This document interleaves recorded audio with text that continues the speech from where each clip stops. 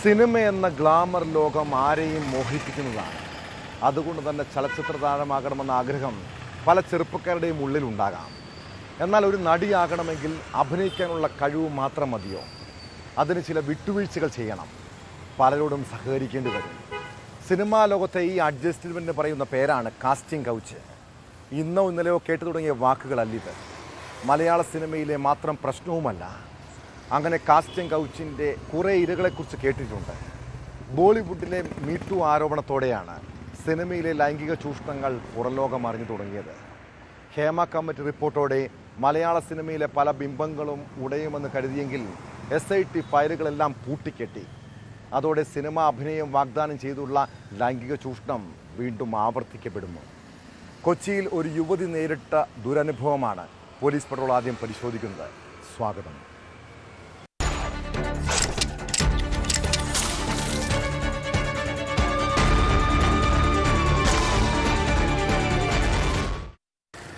Cinema താരമാകണമെന്ന വലിയ സ്വപ്നത്തോടെയാണ് അവൾ കൊച്ചിയിലെത്തിയത്. നടൻ ദുൽഖർ സൽമാന്റെ ഉടമസ്ഥയിലുള്ള വേഫെറർ ഫിലിംസ് നിർമ്മിക്കുന്ന സിനിമയിൽ അഭിനയിപ്പിക്കാമെന്നായിരുന്നു വാഗ്ദാനം. പറവിയുടെ രണ്ടാം ഭാഗത്തിൽ പ്രധാന റോൾ ഉണ്ടാകുമെന്ന് പറഞ്ഞതോടെ കമ്പനിയുടെ ഓഫീസിലേക്ക് അവൾ നേരിട്ടെത്തി. എന്നാൽ അവിടെ വെച്ച് യുവതിയെ അസോസിയേറ്റ് ഡയറക്ടർ ദിനിൽ ബാബു കടന്നുപിടിക്കാൻ ശ്രമിച്ചു. സിനിമയുടെ പേരിൽ കാസ്റ്റിംഗ് കൗച്ചിന് ഇരയായെന്നാണ് പരാതിക്കാരി പറയുന്നത്. ദിനിൽ ബാബുവിനെതിരെ യുവതി പോലീസിൽ പരാതി നൽകിയിട്ടുണ്ട്. എന്നാൽ വേഫെറർ ഫിലിംസുമായി ദിനിലിന് യാതൊരു ബന്ധവുമില്ലെന്ന് കമ്പനി പറയുന്നു. അതേസമയം പരാതി വ്യാജമാണെന്നും ഹണി ട്രാപ്പിനുള്ള ശ്രമമാണ് യുവതി നടത്തിയതെന്നും ദിനിൽ ബാബു ആരോപിച്ചു.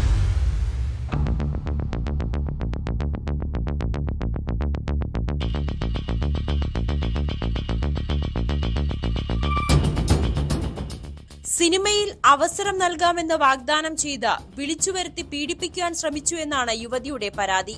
വേഫറർ ഫിലിംസിന്റെ അടുത്ത ചിത്രമായ പറവയുടെ രണ്ടാം ഭാഗത്തിൽ അഭിനയിക്കുന്ന കാര്യം സംസാരിക്കുന്നതിനായി നേരിട്ട് കാണണമെന്നും കമ്പനിയുടെ ഓഫീസിലേക്ക് എത്തണമെന്നും ദിനിൽ ബാബു ആവശ്യപ്പെട്ടതായി യുവതി പറയുന്നു. റൂമിൽ കയറി ഉടനെ തന്നെ ഇയാള് ഡോർ ലോക്ക് ചെയ്തു. അപ്പൊ ഞാൻ പറഞ്ഞു ഡോർ എന്തിനാ ലോക്ക് ചെയ്തേ എന്ന് ചോദിച്ചപ്പോഴാണ് ആൾ എൻ്റെ അടുത്ത് ഡോർ എന്തിനാ ലോക്ക് ചെയ്തതെന്ന് ചോദിച്ചുകൊണ്ടിരിക്കുമ്പോൾ തന്നെ ഞാൻ ആളുടെ അടുത്ത് മെസ്സേജ് അയക്കുന്നുണ്ട്. ഞാൻ പറഞ്ഞു ഹസ്ബൻഡ് മെസ്സേജ് അയക്കുന്നുണ്ട്, എടാ എനിക്ക് പേടിയാവുക, നീ കയറി വാ, പെട്ടെന്ന് കയറി വാ, 304 നമ്പർ റൂമിലാണെന്നും പറഞ്ഞ് മെസ്സേജ് അയച്ചുകൊണ്ടിരിക്കുമ്പോൾ തന്നെ ആളെന്നെ പുറകിൽ നിന്ന് ഇത് ചെയ്ത്. അപ്പോൾ ഞാൻ തട്ടി മാറ്റിയിട്ട് ഞാൻ പുറത്തേക്ക് ഇറങ്ങാൻ ശ്രമിച്ചപ്പോൾ ആൾ സമ്മതിക്കുന്നില്ല. ആളിങ്ങനെ തടഞ്ഞു നിർത്തിയിട്ട് എൻ്റെ അടുത്ത് പറയുകയാണ്, എന്താ നിനക്ക് ഇനി സിനിമയിൽ, മലയാള സിനിമയിൽ എന്നല്ല സിനിമയിലേ ഇതുണ്ടാവില്ല, ഇതിന് നിന്നില്ലെങ്കിൽ നീ അല്ലെങ്കിൽ എനിക്ക് വേറെ ഇഷ്ടംപോലെ പെണ്ണുങ്ങളുണ്ട്, പക്ഷേ എന്താ പറയുക, നീ ഇപ്പോൾ വന്ന സ്ഥിതിക്ക് എനിക്ക് വഴങ്ങിയേ പറ്റുള്ളൂ എന്നാണ് ആൾ പറയുന്നത്. എന്നാൽ ദിനിൽ ബാബുവുമായി യാതൊരു ബന്ധവുമില്ലെന്ന് വേഫറർ ഫിലിംസ് അറിയിച്ചു. വേഫറിന്റെ ഒരു ചിത്രത്തിലും ദിനിൽ ഭാഗമല്ല. കാസ്റ്റിംഗ് കൗച്ചിന്റെ പേരിൽ കമ്പനിയെ അപകീർത്തിപ്പെടുത്തിയതിന് ദിനിൽ ബാബുവിനെതിരെ പോലീസിനും ഫെഫ്കയ്ക്കും പരാതിയും നൽകി. അതേസമയം കാസ്റ്റിംഗ് കൗച്ച് പരാതി വ്യാജമാണെന്നും നടന്നത് ഹണി ട്രാപ്പിനുള്ള ശ്രമമാണെന്നും associate director Dinil Babu video സന്ദേശത്തിലൂടെ പ്രതികരിച്ചു. ഇപ്പോൾ ചാനലിലും സോഷ്യൽ മീഡിയയിലും എനിക്കിതൊരു അലിഗേഷൻ നടക്കുന്നുണ്ട്, ഞാനൊരു കാസ്റ്റിംഗ് കൗച്ച് നടത്തിയെന്ന് പറഞ്ഞിട്ട്. അതിൽ ഒരു റെപ്യൂട്ടഡ് കമ്പനിയുടെ പേര് യൂസ് ചെയ്തെന്ന് പറയുന്നു. ഞാൻ ആ കമ്പനിയേക്കല്ല വിളിച്ചത്. അവരെന്നോട് എവിടെ ഉണ്ടെന്ന് ചോദിച്ചപ്പോൾ ആ കമ്പനിയുടെ ലാൻഡ്മാർക്ക് മാത്രമേ ഞാൻ പറഞ്ഞു കൊടുത്തുള്ളൂ. അവരിങ്ങോട്ട് വിളിച്ചതാണ്, അതിൻ്റെ ഫുൾ തെളിവ് എൻ്റെ അടുത്തുണ്ട്. അതുമാത്രമല്ല അവർ ഒരു ഹണി ട്രാപ്പിന് വേണ്ടി ചെയ്തതും എന്നോട് കാശ് ചോദിച്ചതിനും തെളിവ് എൻ്റെ അടുത്തുണ്ട്. അപ്പോൾ ഞാൻ കാശ് കൊടുക്കൂല എന്ന് പറഞ്ഞുകൊണ്ട് 2 ദിവസം കഴിഞ്ഞിട്ടാണ് അവർ ഈ കേസ് മൂവ് ചെയ്തിരിക്കുന്നത്. എന്നാൽ ദിനിലിന്റെ ആരോപണങ്ങൾ യുവതി തള്ളി. വേഫറർ ഫിലിംസിന്റെ ഓഫീസിലേക്ക് ദിനിൽ വരാൻ ആവശ്യപ്പെടുന്ന ചാറ്റുകളും ഓഡിയോ സന്ദേശവും യുവതി പുറത്തുവിട്ടു. ഇന്ന് ഫ്രീ ആകാൻ പറ്റും, വരാൻ പറ്റും. ഇന്നലെ ഭയങ്കര ലേറ്റ് ആയതുകൊണ്ട് പിന്നെ വിളിക്കാനിരുന്നതേ. എവിടെയുണ്ട്? ഞാനിപ്പോ വീട്ടിലാണല്ലോ. വീട് എന്ന് പറയുമ്പോ എടപ്പള്ളിയാണ്. എടപ്പള്ളി അല്ലേട്ടാ, ഇവിടെ വടുതല. ആയിക്കോട്ടെ, പനമ്പള്ളി വരാൻ പറ്റുമോ? വേഫെയർ ഓഫീസിന്റെ അവിടെ. അപ്പൊ എന്തിന്റെ ഇത് സംസാരിക്കാനേട്ടാ? പടത്തിന്റെ ഇതേ ഞാൻ ഇന്നലെ പറഞ്ഞ ഇന്നലെ ഭയങ്കര ലേറ്റ് ആയതുകൊണ്ട്, പിന്നെ പെണ്ണുങ്ങളല്ലേ ലേറ്റ് ആയിട്ട് അപ്പൊ ഇന്ന് വന്ന നമുക്കൊരു 2 hours 3 hours മാക്സിമം. പരാതിയുടെ അടിസ്ഥാനത്തിൽ Ernakulam south police case register ചെയ്ത് അന്വേഷണം ആരംഭിച്ചു.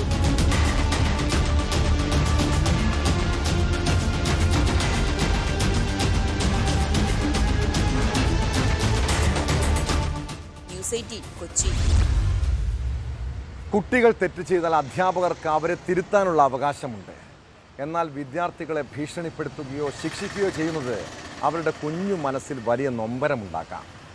പാലക്കാട് കണ്ണാടി ഹയർ സെക്കൻഡറി സ്കൂളിലെ 9ാം ക്ലാസ്സുകാരൻ അർജുൻ ആത്മഹത്യ ചെയ്തത് ടീച്ചർ ഭീഷണിപ്പെടുത്തിയതിൻ്റെ പേരിലാണ്. ക്ലാസ് ടീച്ചറുടെ മാനസിക പീഡനത്തെ തുടർന്നാണ് വിദ്യാർത്ഥി ആത്മഹത്യ ചെയ്തതെന്നാണ് ആരോപണം. സംഭവത്തിൽ 2 അധ്യാപകരെ സസ്പെൻഡ് ചെയ്തു. ക്ലാസ് ടീച്ചർ ആശ, പ്രധാന അധ്യാപിക ലിസി എന്നിവരെയാണ് അന്വേഷണ വിധേയമായി മാനേജ്മെൻറ്റ് സസ്പെൻഡ് ചെയ്തത്. അതേസമയം കുട്ടിക്ക് വീട്ടിൽ നിന്നും സമ്മർദ്ദമുണ്ടായിരുന്നതായി സ്കൂൾ അധികൃതരും പറയുന്നു. കേസിൽ വിശദമായ അന്വേഷണം നടത്താനും പൊതുവിദ്യാഭ്യാസ ഡയറക്ടറോട് റിപ്പോർട്ട് സമർപ്പിക്കാനും മന്ത്രി വി ശിവൻകുട്ടി നിർദ്ദേശം നൽകി.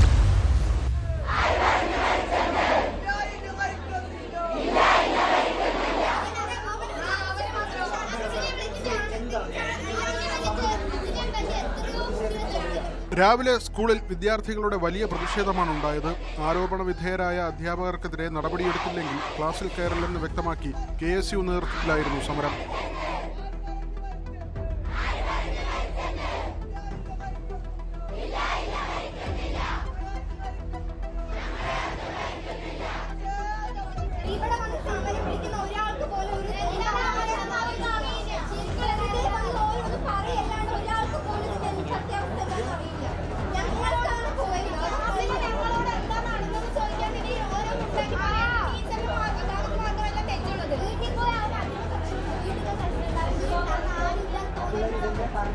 കഴിഞ്ഞ ദിവസമാണ് പല്ലൻ ചാത്തന്നൂർ സ്വദേശിയായ അർജുൻ വീട്ടിൽ ആത്മഹത്യ ചെയ്തത്. പിന്നാലെ അർജുൻ പഠിക്കുന്ന കണ്ണാടി ഹയർ സെക്കൻഡറി സ്കൂളിലെ അധ്യാപികയായ ആശയ്ക്കെതിരെ ഗുരുതര പരാതിയുമായി കുടുംബം രംഗത്ത് വന്നു. ഇൻസ്റ്റഗ്രാമിൽ കുട്ടികൾ അയച്ച മെസ്സേജിനെ തുടർന്ന് സൈബർ സെല്ലിൽ പരാതി നൽകുമെന്നും ജയിലിലടയ്ക്കുമെന്നും അധ്യാപിക ഭീഷണിപ്പെടുത്തിയതായി കുടുംബം ആരോപിച്ചു. സഹപാഠികളും ഇതേ ആരോപണം ഉന്നയിച്ചു. അത് ഈ ടീച്ചർ കുറേ ബ്ലാക്ക്മെയിൽ ചെയ്തിട്ടുണ്ട്. ഇതിനൊരു റിലേഷൻഷിപ്പ് ഉണ്ടായിരുന്നു. ആ കുട്ടിയുടെ കൂടെയുള്ള റിലേഷൻഷിപ്പ് കാരണം ഈ ടീച്ചർ കണ്ടുപിടിച്ചുകൊണ്ട് ടീച്ചർ പറഞ്ഞു കുറേ ബ്ലാക്ക്മെയിൽ ചെയ്തിരുന്നു. ഈ ഇങ്ങനെയാണ് ടീച്ചർ വാങ്ങിയിട്ട് പോകും, അങ്ങനെ ഇങ്ങനെ ചെയ്യുന്നില്ല. ആ ടീച്ചർ പറഞ്ഞു മതിയായി. ഇവൻ എന്താണ് സൂയിസൈഡ് ചെയ്യുന്ന ഒരു വട്ടം അപ്പോളേ പറഞ്ഞതാണ് റിലേഷൻഷിപ്പ് സമയത്ത്. പക്ഷെ ആദ്യം ചെയ്തില്ല. പിന്നെ ഇതൊക്കെ കഴിഞ്ഞിട്ടില്ല. ഇപ്പോൾ ഇവൻ ഇൻസ്റ്റാഗ്രാമിൽ കൂടെ തെറി വിളിച്ചൊരു കളിയില്ലായിരുന്നു. ആ കളിയുടെ സമയത്ത് ടീച്ചർ ഇതേമാതിരി എന്തൊക്കെയോ പറഞ്ഞിരുന്നു. ടീച്ചർ പറഞ്ഞു ലാസ്റ്റ് 20,000-50,000 രൂപ അടിക്കണം എന്ന് പറഞ്ഞു. പിന്നെ 1 വർഷം 2 വർഷം ഈ ജയിലിൽ നടക്കുന്നൊക്കെ പറഞ്ഞിരിക്കുന്നത്. എന്നെ കൊണ്ട് അവൻ അവസാനമായിട്ട് ഞാൻ മരിക്കും ചിലപ്പോൾ പറഞ്ഞു. ആ ടീച്ചറാണ് അതിന് ഉത്തരവാദിത്യം പറഞ്ഞു. അതും പറഞ്ഞിട്ടുണ്ടായിരുന്നു ആശ ടീച്ചർ. അതേസമയം അർജുനന് വീട്ടുകാരിൽ നിന്ന് മാനസിക സമ്മർദ്ദം നേരിടേണ്ടി വന്നുവെന്നായിരുന്നു സ്കൂൾ അധികൃതരുടെ ആരോപണം. വിദ്യാർത്ഥികൾ സമരം കടുപ്പിച്ചതോടെ ക്ലാസ് ടീച്ചർ ആശയെയും പ്രധാന അധ്യാപിക ലിസിയെയും അന്വേഷണ വിധേയമായി മാനേജ്മെന്റ് സസ്പെൻഡ് ചെയ്തു. ആരിതിൽ കുറ്റക്കാരാണെങ്കിലും അവർക്കെതിരെ ശക്തമായ നടപടികളെടുത്ത് മുമ്പോട്ട് പോകുന്നുള്ള കാര്യം ഉറപ്പായി നമുക്ക് വാക്ക് തരികയാണ്. കാരണം ഒരു വിദ്യാർത്ഥിയുടെ മരണത്തിന് എന്തെങ്കിലും നമ്മുടെ ഭാഗത്ത് നിന്ന് എന്തെങ്കിലും തെറ്റുകൾ ഉണ്ടായിട്ടുണ്ടെങ്കിൽ ആ തെറ്റിൽ ആദ്യം ക്ഷമ ചോദിക്കുന്നു. അതുപോലെ തന്നെ പോയത് നമുക്ക് ഒരിക്കലും തിരിച്ചു കിട്ടില്ല. അതുകൊണ്ട് നമ്മൾ ഇതിൽ ആരാണോ കുറ്റക്കാരെന്ന് നമുക്ക് നിയമപരമായി തെളിഞ്ഞു കഴിഞ്ഞാൽ അവർക്കെതിരെ ശക്തമായ നടപടികളുമായി മാനേജ്മെന്റ് കമ്മിറ്റി മുന്നോട്ട് പോകുമെന്നാണ്. സംഭവത്തിൽ കുഴൽമന്ദം പോലീസാണ് അന്വേഷണം നടത്തുന്നത്. വിദ്യാഭ്യാസ വകുപ്പ് തല അന്വേഷണത്തിനും നിർദ്ദേശം നൽകി. സ്കൂൾ 4 ദിവസത്തേക്ക് അടച്ചു.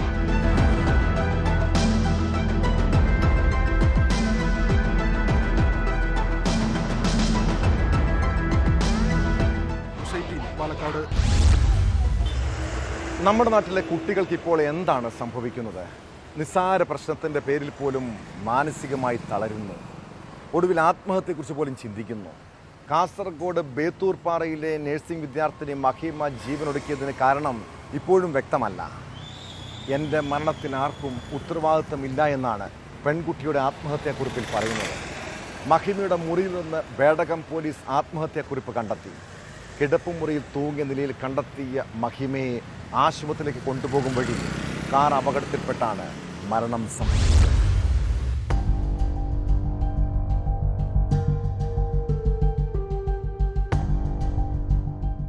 കിടപ്പുമുറിയിൽ തൂങ്ങി മരിച്ച നിലയിൽ കാണപ്പെട്ട നഴ്സിംഗ് വിദ്യാർത്ഥിനി മഹിമയുടെ ആത്മഹത്യാക്കുറിപ്പ് കണ്ടെത്തി. എന്റെ മരണത്തിൽ ആർക്കും ഉത്തരവാദിത്തമില്ല എന്നെഴുതിയ കുറിപ്പാണ് ബേഡകം പോലീസ് കണ്ടെടുത്തത്. കുറ്റിക്കോൽ ബേത്തൂർപ്പാറയിലെ പരേതനായ ബാബുവിന്റെ മകൾ മഹിമയെ ബുധനാഴ്ച രാവിലെയാണ് കിടപ്പുമുറിയിൽ തൂങ്ങിയ നിലയിൽ കണ്ടെത്തിയത്. ഉടൻ താഴെയിറക്കി കാറിൽ കയറ്റി ചെർക്കളയിലെ ആശുപത്രിയിലേക്ക് കൊണ്ടുപോവുകയായിരുന്നു. പടിമരുത്തിലെത്തിയപ്പോൾ കാർ അപകടത്തിൽപ്പെട്ടു. മറ്റൊരു വാഹനത്തിൽ മഹിമയെ ആശുപത്രിയിൽ എത്തിച്ചുവെങ്കിലും ജീവൻ രക്ഷിക്കാനായില്ല. അപകടത്തിൽ അമ്മ വനജയ്ക്കും സഹോദരൻ മഹേഷിനും നിസാര പരിക്കേറ്റിരുന്നു. കാസർകോട്ടെ സ്വകാര്യ സ്ഥാപനത്തിൽ 2ാം വർഷ നഴ്സിംഗ് വിദ്യാർത്ഥിനിയായിരുന്നു മഹിമ.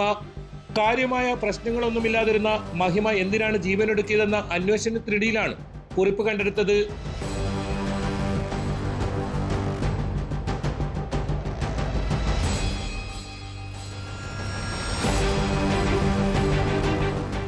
ന്യൂസ് 18 കാസർഗോഡ്. 2019 ഓഗസ്റ്റ് 31 പാലക്കാട് നെന്മാറയ്ക്ക് സമീപം പോത്തുണ്ടി എന്ന ഗ്രാമം വിറങ്ങലിച്ച ദിവസമാണ്. സജിത എന്ന വീട്ടമ്മയെ അയൽവാസി ചെന്താമര കൊലപ്പെടുത്തിയതിൻ്റെ ഓർമ്മകൾ ഇപ്പോഴും നിഴലിക്കുന്നുണ്ട് അവിടെ. പിന്നീട് ചെന്താമരയെക്കുറിച്ച് നമ്മൾ കേട്ടത് ഇക്കഴിഞ്ഞ ജനുവരി 27-നാണ്. സജിതയുടെ ഭർത്താവ് സുധാകരനെയും അമ്മ ലക്ഷ്മിയെയും അയാൾ വെട്ടിക്കൊലപ്പെടുത്തിയതോടെ അവരുടെ മക്കൾ അനാഥരായി. ചെന്താമര എന്ന പേര് കേട്ടാൽ ഇപ്പോഴും ആ നാട്ടുകാർക്ക് പേടിയാണ്. അവർക്കിനി ഭയം കൂടാതെ ജീവിക്കാൻ കഴിയണം. നെന്മാറ സജിത കൊലക്കേസിൽ ചെന്താമര കുറ്റക്കാരനെന്ന് കണ്ടെത്തിയതോടെ ഒരു ഗ്രാമം മുഴുവൻ ആശ്വാസത്തിലായിരിക്കുന്നു. പ്രതിക്കുള്ള ശിക്ഷ ശനിയാഴ്ച വിധിക്കും. ചെന്താമരയ്ക്ക് വധശിക്ഷ നൽകണമെന്നാണ് പ്രോസിക്യൂഷൻ ആവശ്യം. ഇതേ കേസിന് പിന്നാലെ ഇരട്ടക്കൊല നടത്തിയതും പ്രോസിക്യൂഷൻ കോടതിയിൽ സൂചിപ്പിച്ചു.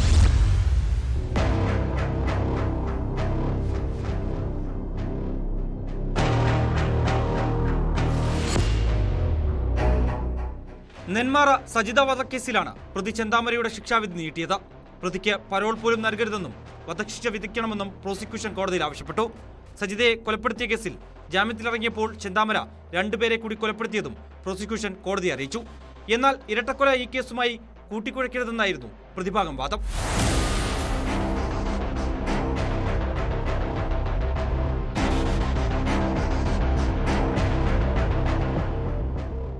അയൽവാസിയായിരുന്ന പോത്തുണ്ടി തിരുത്തപ്പാടം ബോയൻ കോളനിയിൽ സുധാകരന്റെ ഭാര്യ സജിതയെ 2019 ആഗസ്റ്റ് 31-നാണ് ചെന്താമര വെട്ടിക്കൊന്നത്.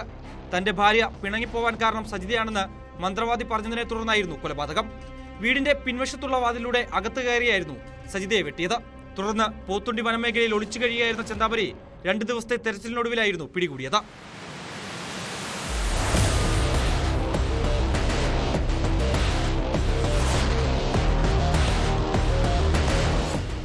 കേസിൽ 68 സാക്ഷികളാണ് ഉണ്ടായിരുന്നത്.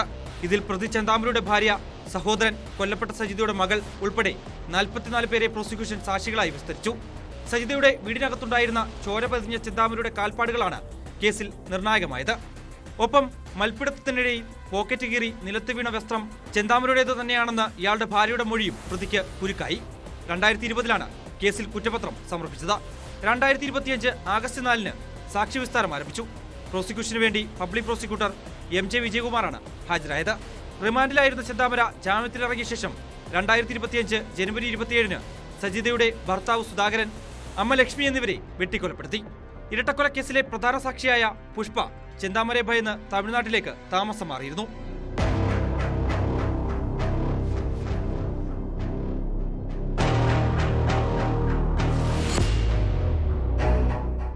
ന്യൂസ് 18 പാലക്കാട്. കൊല്ലം പുനലൂർ ആളുകേറാമലയിലെ കൊലപാതക കേസിൽ അന്വേഷണം വഴിമുട്ടുകയാണോ? കൊല്ലപ്പെട്ട ആളെയോ കൊലപ്പെടുത്തിയവരെക്കുറിച്ച് ഒരു സൂചന പോലും ഇതുവരെ അന്വേഷണ സംഘത്തിന് ലഭിക്കാത്തതാണ് തിരിച്ചടി. തദ്ദേശ തെരഞ്ഞെടുപ്പ് അടുത്തതോടെ അന്വേഷണ സംഘത്തിലെ പ്രധാന ഉദ്യോഗസ്ഥർക്ക് സ്ഥലം മാറ്റം ഉണ്ടാകുമെന്നാണ് സൂചന. ഇങ്ങനെ വന്നാൽ അന്വേഷണം പൂർണ്ണമായും നിലച്ച മട്ടാകുമെന്ന് പൊതുപ്രവർത്തകർ ചൂണ്ടിക്കാട്ടുന്നു. കേസ് അന്വേഷണം ക്രൈംബ്രാഞ്ചിനോ മറ്റേതെങ്കിലും ഏജൻസികൾക്കോ കൈമാറണമെന്നാണ് നാട്ടുകാരുടെ ആവശ്യം.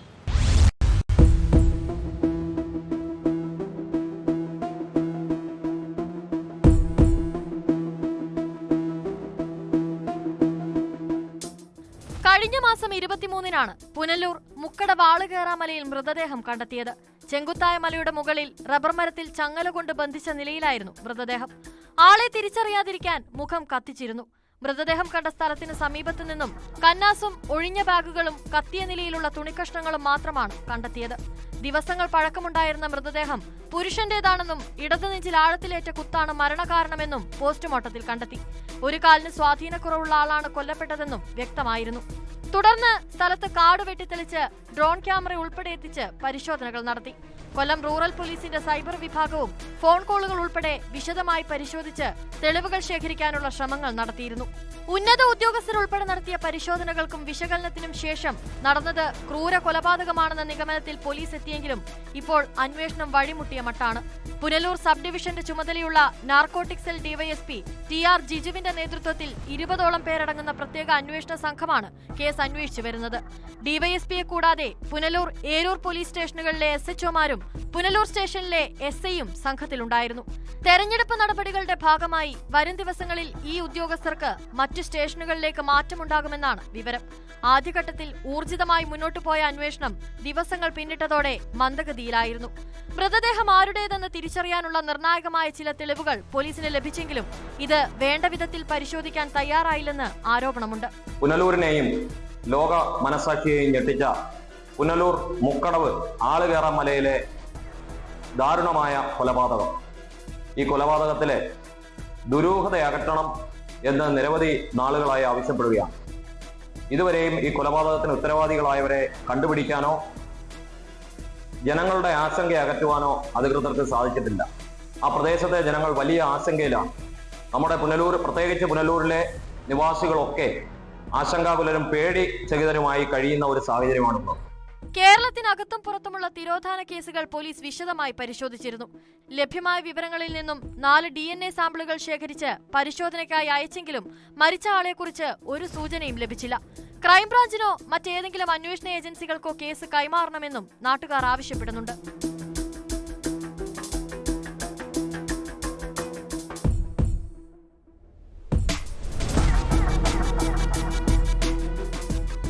ന്യൂസ് 18 പുനലൂർ.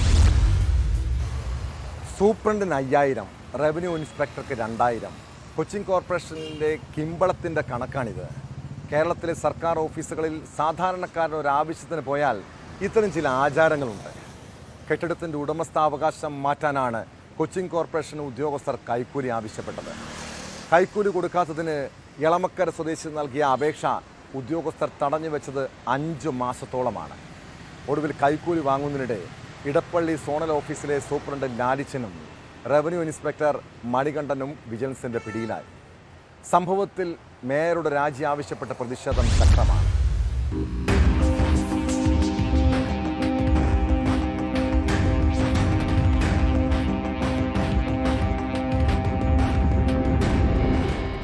കഴിഞ്ഞ മേയിലാണ് എളമക്കര സ്വദേശി ഉമ്മർ ഫറൂഖ് ഇടപ്പള്ളിയിലുള്ള കൊച്ചി കോർപ്പറേഷൻ സോണൽ ഓഫീസിൽ കെട്ടിടത്തിന്റെ ഉടമസ്ഥാവകാശം മാറ്റി നൽകാനുള്ള അപേക്ഷ സമർപ്പിച്ചത്. എന്നാൽ മാസങ്ങൾ കഴിഞ്ഞിട്ടും അപേക്ഷയിൽ നടപടിയാകാത്തതിനെ തുടർന്ന് അന്വേഷിച്ചപ്പോൾ കൈക്കൂലി വേണമെന്നായി സൂപ്രണ്ടും റവന്യൂ ഇൻസ്പെക്ടറും. പണം നൽകാമെന്നേറ്റ ഉമ്മർ ഫറൂഖ് വിവരം വിജിലൻസിൽ അറിയിച്ചു. വിജിലൻസിന്റെ നിർദ്ദേശപ്രകാരമാണ് ഓഫീസിലെത്തി പണം കൈമാറിയത്.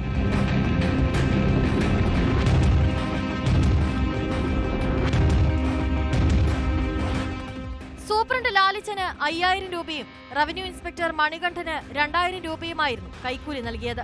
വിജിലൻസ് എത്തി ഈ പണം കൈയോടെ പിടികൂടി. കൊച്ചി കോർപ്പറേഷനിൽ അഴിമതി നിത്യസംഭവമാണെന്ന് ആരോപിച്ച് യൂത്ത് കോൺഗ്രസ് പ്രവർത്തകർ കൊച്ചി കോർപ്പറേഷൻ സോണൽ ഓഫീസ് ഉപരോധിച്ചു.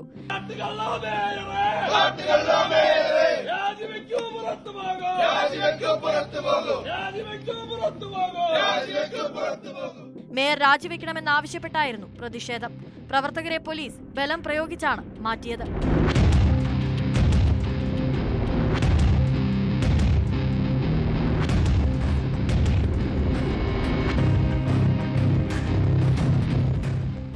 ന്യൂസ് 18 കൊച്ചി. മംഗളൂരു നഗരത്തോട് ചേർന്ന് നിരവധി പെൺവാണിഭ കേന്ദ്രങ്ങൾ പ്രവർത്തിക്കുന്നുണ്ട്. കോളേജ് വിദ്യാർത്ഥിനികളെ പേയിങ് ഗസ്റ്റുകളെന്ന വ്യാജേന താമസിപ്പിച്ചാണ് ഇടപാടുകൾ. കഴിഞ്ഞ ദിവസം പോലീസ് നടത്തിയ റെയ്ഡിൽ പ്രായപൂർത്തിയാകാത്ത വിദ്യാർത്ഥിനികൾ ഉൾപ്പെടുന്ന സംഘം പിടിയിലായി. പെൺകുട്ടികളെ പ്രണയം നടിച്ച് ചതിയിൽപ്പെടുത്തി ഇവിടെ എത്തിച്ചതാണോ എന്ന് സംശയമുണ്ട്. ഓട്ടോ ഡ്രൈവറായ മഹേഷാണ് സെക്സ് റാക്കറ്റിനെ നിയന്ത്രിക്കുന്നതെന്നാണ് പോലീസ് നൽകുന്നത്.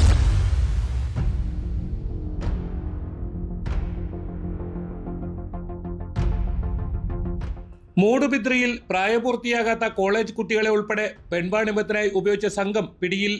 മൂടുബിദ്രി നിതോടി സ്വദേശിയും ഓട്ടോ ഡ്രൈവറുമായ മഹേഷ്, കട്ടിയിൽ സ്വദേശികളായ ശ്രീകാന്ത്, യജ്ഞേഷ്, ദിലീപ് എന്നിവരെയാണ് പോലീസ് അറസ്റ്റ് ചെയ്തത്. 2 പ്രായപൂർത്തിയാകാത്ത കുട്ടികളെ സംഘത്തിൽ നിന്നും പോലീസ് രക്ഷപ്പെടുത്തി. യുവതികളെ വ്യാജ പേയിങ് ഗസ്റ്റുകളായി പാർപ്പിച്ചായിരുന്നു പെൺവാണിഭത്തിന് ഉപയോഗിച്ചിരുന്നത്. ദക്ഷിണ കന്നഡ ജില്ലയിലെ മൂടുബിദ്രി താലൂക്കിലെ നിതോഡിയിലാണ് സംഭവം. ഓട്ടോ ഡ്രൈവറായ മഹേഷ് പ്രായപൂർത്തിയാകാത്ത 2 കോളേജ് പെൺകുട്ടികളെ പ്രണയം നടിച്ച് പെൺവാണിഭ കേന്ദ്രത്തിൽ എത്തിച്ചിരുന്നു. ഇതിനിടെ ഇയാളുടെ സുഹൃത്തുക്കളെ വീട്ടിലേക്ക് വിളിച്ചു വരുത്തി. രഹസ്യ വിവരത്തിന്റെ അടിസ്ഥാനത്തിൽ പോലീസ് വീട് വളഞ്ഞ് പരിശോധിച്ചപ്പോഴാണ് സംഘം പിടിയിലായത്. സംഭവത്തിൽ മൂടുബിദ്രി പോലീസ് പ്രതികൾക്കെതിരെ പോക്സോ വകുപ്പുകൾ ഉൾപ്പെടെ ചുമത്തി കേസെടുത്തു. അടുത്തിടെ മൈസൂർ താലൂക്കിലെ ദാസനക്കൊപ്പലിൽ അനധികൃതമായി പ്രവർത്തിച്ചിരുന്ന ഒരു ഹൈടെക് പെൺവാണിഭ കേന്ദ്രം പോലീസ് റെയ്ഡ് ചെയ്യുകയും 6 പ്രതികളെ അറസ്റ്റ് ചെയ്യുകയും ചെയ്തിരുന്നു.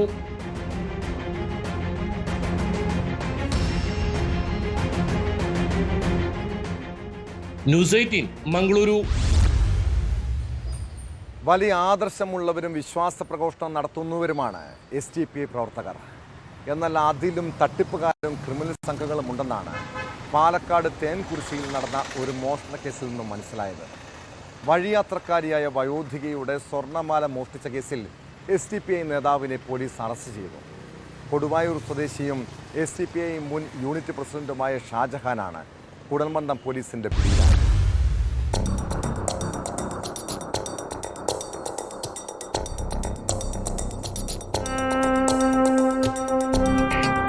ഈ മാസം 10-ാം തീയതിയാണ് കേസിനാസ്പദമായ സംഭവം. തേൻകുറിശ്ശി സ്വദേശിയായ 70 വയസ്സുകാരി പനയംചിറ പാൽ സൊസൈറ്റിയിൽ പാൽ അളന്ന് തിരികെ വീട്ടിലേക്ക് പോകുന്നതിനിടെ ബൈക്കിലെത്തിയ പ്രതി 1 പവൻ തൂക്കം വരുന്ന സ്വർണ്ണമാല പൊട്ടിച്ച് കടന്നു കളയുകയായിരുന്നു. തുടർന്ന് വയോധിക കുഴൽമന്ദം പോലീസിൽ പരാതി നൽകി. CCTV ദൃശ്യങ്ങൾ കേന്ദ്രീകരിച്ചുള്ള അന്വേഷണത്തിലാണ് പോലീസ് SDPI കൊടുവായൂർ മുൻ യൂണിറ്റ് പ്രസിഡന്റായ ഷാജഹാനെ പിടികൂടിയത്.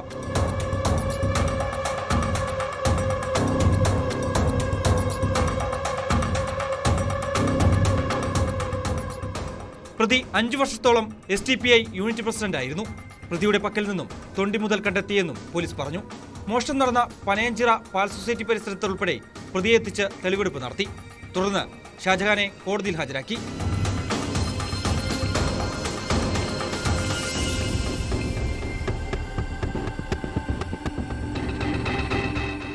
ന്യൂസ് 18 പാലക്കാട്.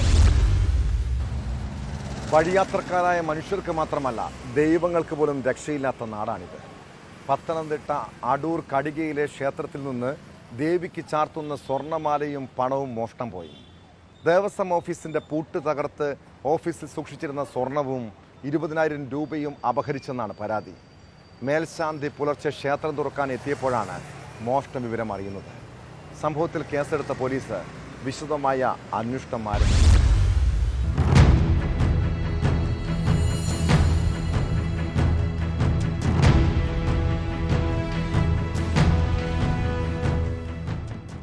കടിക കണ്ണൻകുന്നിൽ ദേവീക്ഷേത്രത്തിലാണ് രാത്രി മോഷണം നടന്നത്. പുലർച്ചെ ക്ഷേത്രം തുറക്കാൻ മേൽശാന്തി എത്തിയപ്പോൾ നാലമ്പലത്തിന്റെ വാതിലും ശ്രീകോവിലിന്റെ വാതിലും തകർത്ത നിലയിൽ കാണുകയായിരുന്നു. തുടർന്ന് പരിശോധിച്ചപ്പോഴാണ് വിഗ്രഹത്തിൽ ചാർത്തിയിരുന്ന സ്വർണ്ണമാല മോഷണം പോയ വിവരം അറിയുന്നത്. ദേവസ്വം ഓഫീസിന്റെ പൂട്ട് തകർത്ത് ഓഫീസിൽ സൂക്ഷിച്ചിരുന്ന സ്വർണ്ണ നെക്ലസും 20,000 രൂപയും അപഹരിച്ചു. ഇന്ന് രാവിലെ 6 മണിക്ക് വന്നപ്പോൾ മേൽശാന്തിയും മാനേജരും കൂടെ ചേർന്നാണ് ക്ഷേത്രം തുറക്കുന്നത്. അപ്പോൾ ആ തുറക്കാനായിട്ട് ഇരുത്തുമ്പോൾ മെയിൻ നാലമ്പലത്തിൻ്റെ വാതിൽ പൊളിഞ്ഞു കിടക്കുന്നതുണ്ട്. അപ്പോൾ അങ്ങനെ അത് തുറന്നു കിടക്കുമായിരുന്നു. അല്പം തുറന്നകത്ത് കയറി നോക്കിയപ്പോൾ ശ്രീകോവിലും ഗണപതി അമ്പലത്തിൻ്റെ ശ്രീകോവിലും പൊളിഞ്ഞു കിടക്കുന്നതായിട്ടാണ് കണ്ടത്. അപ്പോൾ ആ ക്ഷേത്രത്തിനകത്ത് എന്തായാലും തുറന്നു കിടക്കുന്നതായതുകൊണ്ട് ശ്രീകോവിലിനകത്ത് കയറി നിത്യം ചാർത്തുന്ന മാലയും ഒരു താലി നഷ്ടപ്പെട്ടിട്ടായി ബോധ്യപ്പെട്ടു. ക്ഷേത്രത്തിനകത്ത് കയറിയപ്പോൾ തന്നെ അതിനകത്തെ വഞ്ചികളെല്ലാം പൊളിച്ചിട്ടേക്കുന്നത് കണ്ടു. അതിനുശേഷം പിന്നെ പുറത്തിറങ്ങി ഓഫീസിൽ നോക്കിയപ്പോൾ വഴിപാട് കൗണ്ടറും ഓഫീസും ഒന്നിച്ചാണ്, ക്ഷേത്രത്തിന് പുറത്താണ്. അതും പൊളിച്ചിട്ട് ചേർന്നാണ് കണ്ടത്. കാണിക്കവഞ്ചികളും കുത്തിത്തുറന്ന് പണം കവർന്നു. മോഷണം മൂലം വലിയ നാശമാണ് ക്ഷേത്ര വസ്തുക്കൾക്കുണ്ടായത്. സ്വർണവും പണവുമായി 2.5 ലക്ഷം രൂപയോളം നഷ്ടം വരുമെന്നാണ് കണക്കാക്കുന്നത്.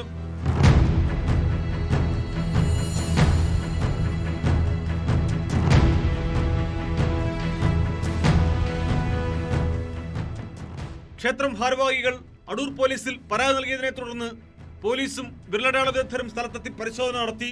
ക്ഷേത്രങ്ങൾ കേന്ദ്രീകരിച്ച് സ്ഥിരമായി മോഷണം നടത്തുന്നവരെയാണ് പോലീസ് സംശയിക്കുന്നത്. 12 വർഷം മുമ്പും ഈ ക്ഷേത്രത്തിൽ സമാനമായ രീതിയിൽ മോഷണം നടന്നിരുന്നു.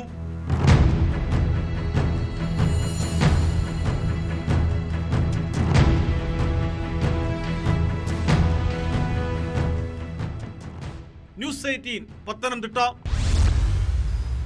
കണ്ണൂർ പഴയങ്ങാടിയിലെ വീട്ടിൽ പട്ടാപ്പകൽ കവർച്ച.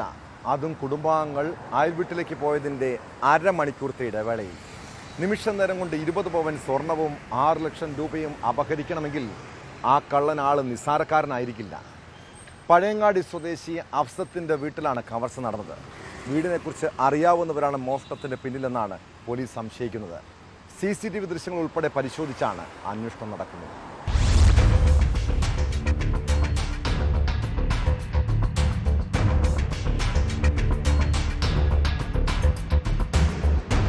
ബുധനാഴ്ച വൈകിട്ട് 4-നും 4:30-ക്കും ഇടയിലാണ് പഴയങ്ങാടി മാട്ടൂർ സെന്ററിലെ CMK അഫ്സത്തിന്റെ വീട്ടിൽ മോഷണം നടന്നത്. മാല, വള, മോതിരങ്ങൾ തുടങ്ങിയവയടക്കം 20 പവൻ സ്വർണ്ണാഭരണങ്ങളും 6 ലക്ഷം രൂപയും നഷ്ടമായി. അഫ്സത്തിന്റെ ഭർത്താവ് മുസ്തഫയെയും കൂട്ടി മകനും മരുമകളും ആശുപത്രിയിൽ പോയതിന് പിന്നാലെ അഫ്സത്ത് തൊട്ടടുത്ത വീട്ടിലേക്ക് പോയിരുന്നു. മുൻവശത്തെ വാതിൽ പൂട്ടിയ ശേഷമാണ് ഇവർ പോയത്. അരമണിക്കൂറിന് ശേഷം തിരിച്ചെത്തിയപ്പോൾ വാതിൽ തുറക്കാൻ സാധിച്ചില്ല. ഇതോടെ തൊട്ടടുത്തുണ്ടായിരുന്ന ബന്ധുക്കളെ വിളിച്ചു. അവർ വന്ന് നോക്കിയപ്പോഴാണ് പിൻവശത്തെ വാതിൽ തുറന്നു കിടക്കുന്നത് കണ്ടത്. തുടർന്ന് വീടിനുള്ളിൽ പരിശോധിച്ചപ്പോൾ മോഷണം വ്യക്തമാവുകയായിരുന്നു.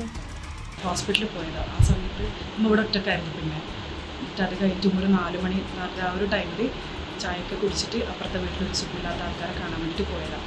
ഒരു പറയുന്ന ഒരു 3/4 മണിക്കൂറിനുള്ളിൽ റിട്ടേൺ വീട്ടിലേക്ക് എത്തിയിട്ടുണ്ടായിരുന്നു. എത്തുന്ന സമയത്ത് ഡോർ ഓൾറെഡി ലോക്ക് ചെയ്തിട്ട് ചാവിയോട് ലോക്ക് ചെയ്തിട്ടാണ് പോയത്.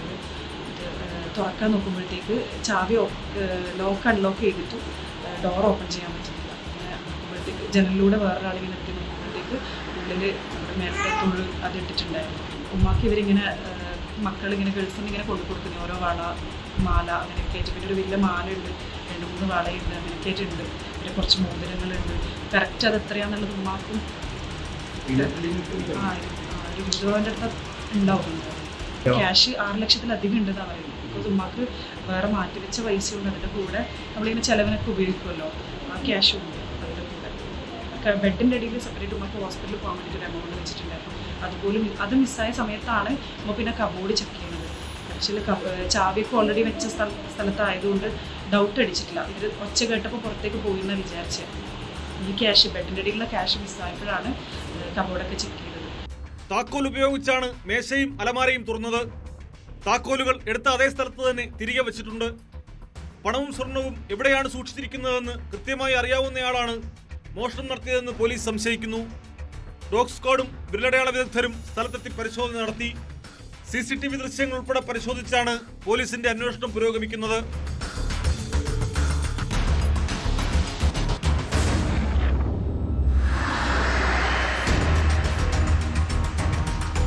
ന്യൂസ് 18 കണ്ണൂർ. കൊല്ലം പുനലൂരിൽ കാണാതായ വയോധിക കിണറ്റിനുള്ളിൽ കഴിഞ്ഞത് ദിവസങ്ങളോളം. പേപ്പർ മിൽ സ്വദേശിനി ലീലാമയെ തേടി ബന്ധുക്കളും നാട്ടുകാരും തിരച്ചിൽ നടത്തുമ്പോൾ ഉപയോഗശൂന്യമായ കിണറ്റിൽ നിന്ന് ചെറിയൊരു ശബ്ദം കേൾക്കുന്നു. അതോടെ ആശങ്കയ്ക്ക് വിരാമം. അഗ്നിരക്ഷാ സേനാംഗങ്ങൾ സ്ഥലത്തെത്തി ഇവരെ യാത്രയോടെ കിണറ്റിൽ നിന്നും പുറത്തെടുത്തു. ഭക്ഷണമൊന്നും കഴിക്കാതെ അവശനിലയിലായ വയോധിക ആശുപത്രിയിൽ ചികിത്സയിലാണ്. എന്നാൽ എന്താണ് സംഭവിച്ചതെന്ന് വ്യക്തമല്ല. വീടിന് സമീപത്തു നിന്നും ഇവരുടെ ആഭരണങ്ങളും മറ്റുമടങ്ങിയ കവറും ഒരു കുറിപ്പും കണ്ടെത്തിയിരുന്നു. സംഭവത്തിൽ വിശദമായ അന്വേഷണം നടത്തുകയാണ് പോലീസ്.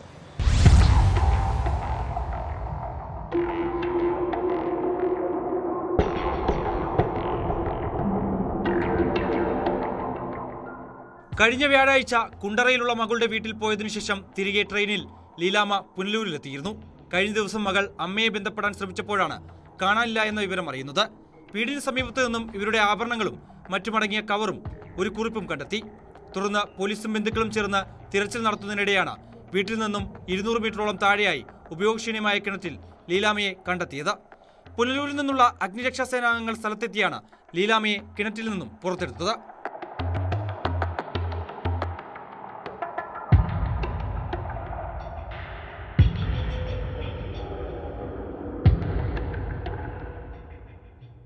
വയോധികയെ പുനലൂർ താലൂക്ക് ആശുപത്രിയിലേക്കും പിന്നീട് വിദഗ്ധ ചികിത്സയ്ക്കായി കൊല്ലത്തെ സ്വകാര്യ ആശുപത്രിയിലേക്ക് മാറ്റി. ചികിത്സയിലായതിനാൽ ലീലാമ്മയുടെ മൊഴിയെടുക്കാൻ കഴിഞ്ഞിട്ടില്ല. മൊഴിയെടുത്താലേ എങ്ങനെ കിണറ്റിൽ വീണെന്ന് വ്യക്തമാകൂ. ദിവസങ്ങളോളം ഇവർ കിണറ്റിനുള്ളിൽ കിടന്നതായാണ് സംശയിക്കുന്നത്. പുനലൂർ പോലീസിന്റെ നേതൃത്വത്തിൽ senior fire officer S Shyamkumar, driver Manoj, fire and rescue ഓഫീസർമാരായ Satheesh, Mithun, Arun G Nath, MR Sarath, R Sarath എന്നിവരുടെ നേതൃത്വത്തിലാണ് രക്ഷാപ്രവർത്തനം നടത്തിയത്. സംഭവത്തിൽ കൂടുതൽ അന്വേഷണം നടത്തിവരുന്നതായി പോലീസ് പറഞ്ഞു.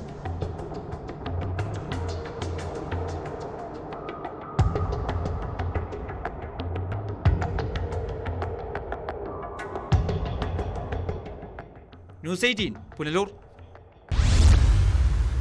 ശബരിമലയിലെ സ്വർണ്ണമോഷണത്തിന്റെ ചുരുളഴിക്കാനുള്ള തീവ്ര ശ്രമത്തിലാണ് പ്രത്യേക അന്വേഷണ സംഘം.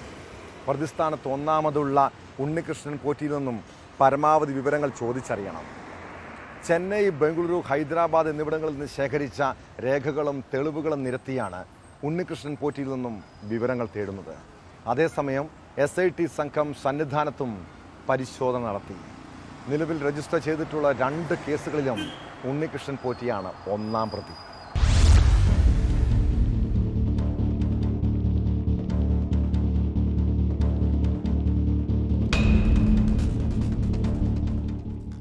ദ്വാരപാലക ശില്പത്തിലെ പാളികളുമായി ശബരിമലയിൽ നിന്ന് ചെന്നൈയിലെ സ്മാർട്ട് ക്രിയേഷൻസിലേക്കുള്ള ഉണ്ണികൃഷ്ണൻ പോറ്റിയുടെ യാത്രയുടെ വിശദാംശങ്ങൾ. സ്മാർട്ട് ക്രിയേഷൻസിൽ നിന്ന് സ്വർണം പൂശലിന് ശേഷം ബാക്കി വന്ന സ്വർണം കൈപ്പറ്റിയ കൽപേഷ, ഇതൊക്കെ ചുറ്റിപ്പറ്റിയാണ് SITയുടെ അന്വേഷണം. ശബരിമലയിൽ നിന്ന് ബംഗളൂരുവിലെ വീട്ടിൽ എത്തിച്ച പാളികൾ പിന്നീടാണ് ചെന്നൈയിലേക്ക് കൊണ്ടുപോയതെന്നാണ് ഉണ്ണികൃഷ്ണൻ പോറ്റി നേരത്തെ പറഞ്ഞിരുന്നത്. ചെന്നൈ, ബംഗളൂരു, ഹൈദരാബാദ് എന്നിവിടങ്ങളിൽ നിന്നടക്കം ശേഖരിച്ച രേഖകൾ മുന്നിൽ വെച്ചാണ് ഉണ്ണികൃഷ്ണൻ പോറ്റിയിൽ നിന്ന് പ്രത്യേക അന്വേഷണ സംഘം വിവരങ്ങൾ തേടുന്നത്. ചെന്നൈ സ്മാർട്ട് ക്രിയേഷൻസ്, ശബരിമല സന്നിധാനം, കൊച്ചി എന്നിവിടങ്ങളിൽ നിന്ന് ശേഖരിച്ച തെളിവുകളിൽ നിന്നും സ്വർണ്ണമോഷണത്തിൽ ഉണ്ണികൃഷ്ണൻ പോറ്റിക്കുള്ള പങ്ക് വ്യക്തമായിട്ടുണ്ട്. നിലവിൽ രജിസ്റ്റർ ചെയ്തിട്ടുള്ള 2 കേസുകളിലും ഉണ്ണികൃഷ്ണൻ പോറ്റിയാണ് ഒന്നാം പ്രതി.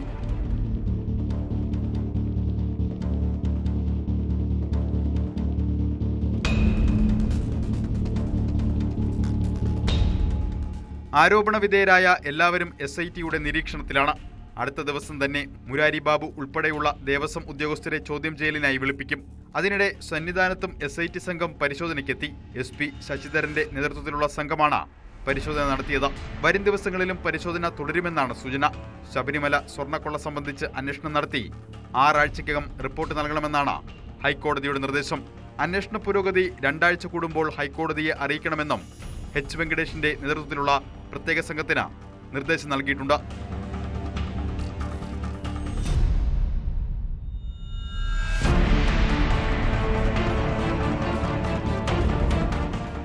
ന്യൂസ് 18 തിരുവനന്തപുരം.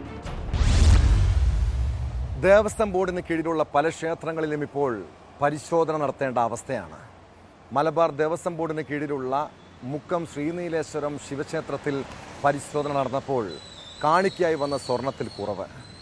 ദേവസ്വം ബോർഡ് ഉദ്യോഗസ്ഥർ ക്ഷേത്രത്തിൽ നടത്തിയ പരിശോധനയിലാണ് സ്വർണം, വെള്ളി ആഭരണങ്ങളുടെ കുറവ് കണ്ടെത്തിയത്. സ്വർണത്തിൽ തീർത്ത 2 ചന്ദ്രക്കലയും 2 താലിയും, വെള്ളിയിലുള്ള 3 ആൾ രൂപവും 7 ചന്ദ്രക്കലയും കുറവുള്ളതായാണ് കണ്ടെത്തൽ.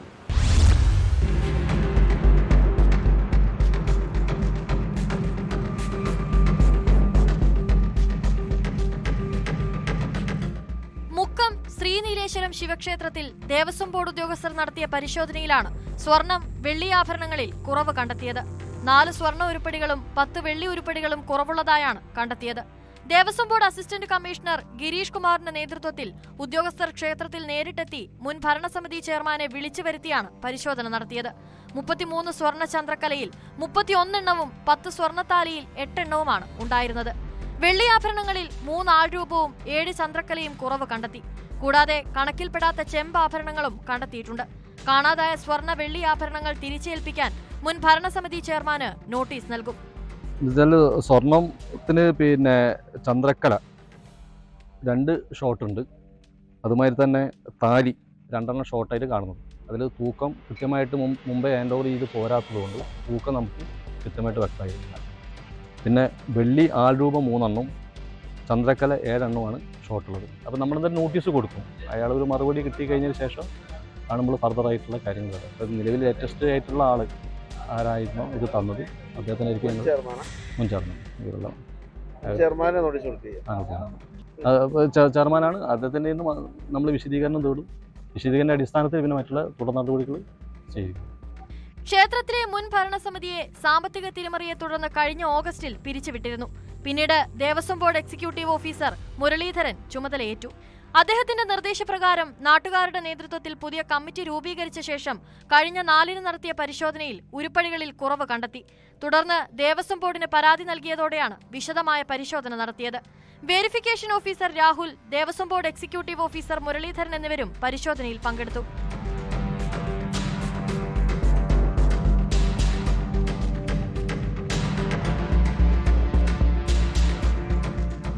ന്യൂസ് 18 മുക്കം. നമ്മളൊക്കെ സ്കൂളിൽ പഠിച്ചിരുന്ന പഴയ കാലത്തെക്കുറിച്ച് ആരെങ്കിലും ചിന്തിക്കാറുണ്ടോ? ഹിന്ദുവും മുസൽമാനും ക്രിസ്ത്യാനിയും എന്നൊരു വേർതിരിവ് എവിടെയെങ്കിലും ഉണ്ടായിരുന്നോ? യൂണിഫോമിൻ്റെ പേരിലുള്ള കലാപത്തെക്കുറിച്ച് കേട്ടിട്ടുണ്ടോ? 100% സാക്ഷരരായ മലയാളിക്കിപ്പോൾ എന്താണ് സംഭവിക്കുന്നത്? എല്ലാത്തിനെയും വർഗീയമായി കാണുന്നവർ, കുട്ടികളെ അതിൽ കരുവാക്കുന്നവർ. എറണാകുളം പള്ളുരുത്തി സെൻറ് റീത്ത സ്കൂളിലെ ഹിജാബ് വിവാദം വർഗീയ ശക്തികൾ മുതലെടുക്കാൻ നോക്കുന്നുണ്ട്. എന്നാൽ പ്രശ്നം പരിഹരിക്കപ്പെടാതെ നീണ്ടുപോകുന്നത് അപകടകരമാണെന്ന് എല്ലാവരും ഓർത്താൽ നല്ലത്. സ്കൂൾ മാനേജ്മെൻറ്റിൻ്റെ വെല്ലുവിളി അംഗീകരിക്കില്ലെന്ന കടുത്ത നിലപാടിലാണ് സർക്കാർ. അതേസമയം ഹിജാബ് ധരിക്കാതെ എത്താമെന്ന് കുട്ടി സമ്മതപത്രം നൽകിയാൽ മാത്രം സ്കൂളിൽ തുടരാമെന്ന നിലപാടിൽ ഉറച്ചു നിൽക്കുകയാണ് മാനേജ്മെൻറ്റ്. കുട്ടിയുടെ മാതാപിതാക്കൾ ഇതുവരെയും സമ്മതപത്രം നൽകിയിട്ടുമില്ല.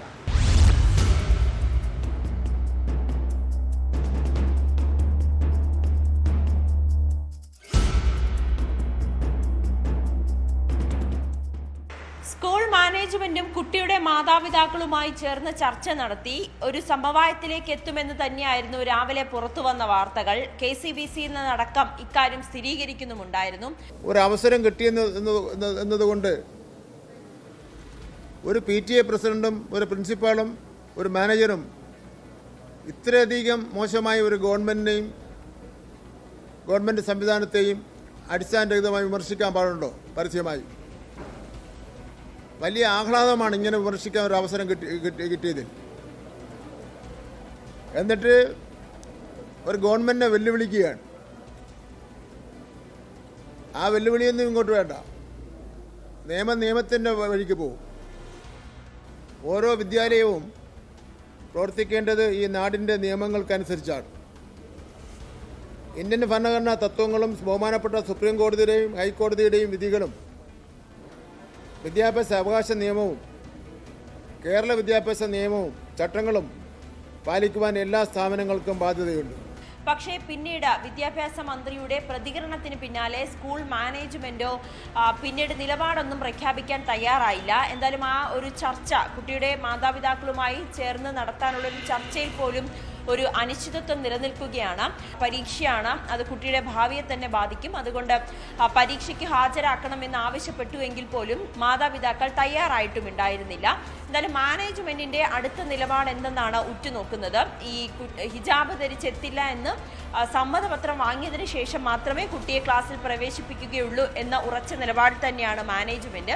എന്നാൽ അങ്ങനെ ഒരു സമ്മതപത്രം നൽകില്ല എന്നാണ് കുട്ടിയുടെ പിതാവിന്റെയും തീരുമാനം. ഒരു മധ്യസ്ഥ ചർച്ചകളടക്കം പ്രതീക്ഷിച്ചുവെങ്കിൽ പോലും അത് ഏതാണ്ട് അസ്തമിച്ച മട്ടാണ്.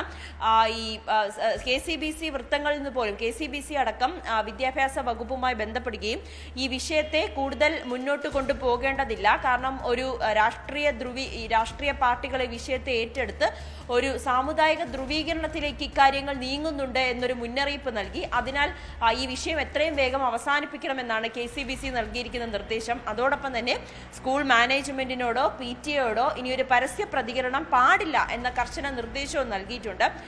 ഇനി ഈ ചർച്ച അല്ലെങ്കിൽ ഈ ഒരു വിഷയം പരിഹരിച്ചതിന് ശേഷം മാത്രം മതി മാധ്യമങ്ങളെ അടക്കം കണ്ട് പ്രതികരിക്കേണ്ടത് എന്നൊരു നിലപാടിലാണ് KCBC എത്തിയിരിക്കുന്നത്. എന്തായാലും ഈ ഹിജാബ് വിഷയത്തിൽ ഇനി എന്താണ് സ്കൂൾ മാനേജ്മെന്റും അല്ലെങ്കിൽ കുട്ടിയുടെ പിതാവും സ്വീകരിക്കുന്ന നിലപാട് എന്നതാണ് ഏറെ നിർണായകം.